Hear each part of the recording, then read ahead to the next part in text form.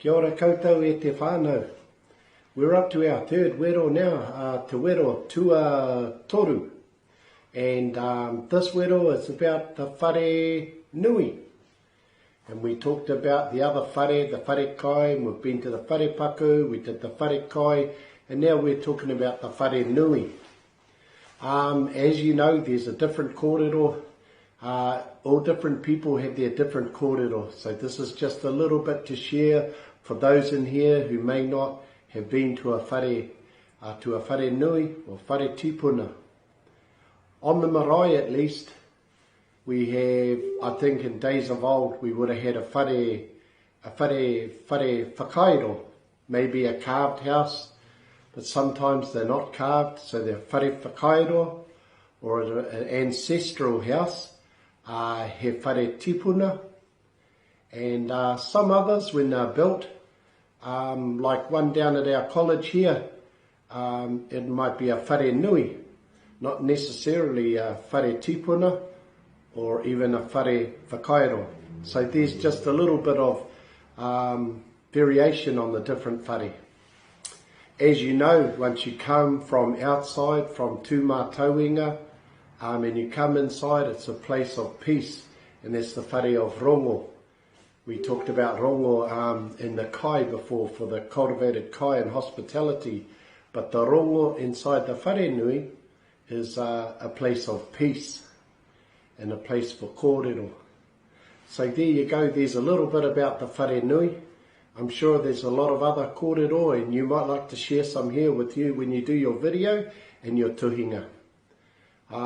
As you know, it's all about kōrero outside, and sometimes they take place inside as well. So the idea is, if you're not speaking, some of the speakers, when they speak, some of the karaua, they will do their own waiata, the old style, used to do that up our way. And but these days, a lot of time we have a waiata kinaki. So the idea is to be listening to what the person is saying when they're speaking. You would have already known what the kaupapa is about when you went there. Maybe it's a tangi, maybe it's a birthday, maybe it's an unveiling. So there'll always be the kaupapa, that's the first thing. However, it's important to listen to what the speaker is saying. So when you get up to give them a waiata kinaki, you say something relevant to what they've been talking about. Hey, they might have been talking about something or a whakapapa connection, so it's important. Just a little bit about that. And that's it. I'm going to sing a little waiata. We'll save some for further on. We're going to be doing the 10-week challenge after this preheat round. And so we'll just can do a little one here. But just remember our tone and our manner inside is peaceful. It's peaceful. And I remember some kupu of the old man who would say, think beautiful. And it does, it helps you to just tone it down. But kei a koe te tikanga, if you want to go hard and rattle the house, that's up to you. But here's a little one. Hopefully that helped you today. And this waiata is about helping you. Perhaps I can help you. Perhaps you can help me. Perhaps I can help you to a path of development and growth. Māku rā pia, māku koe e awhie, ki te ara tipu. Māku koe e awhie, māku rā pia,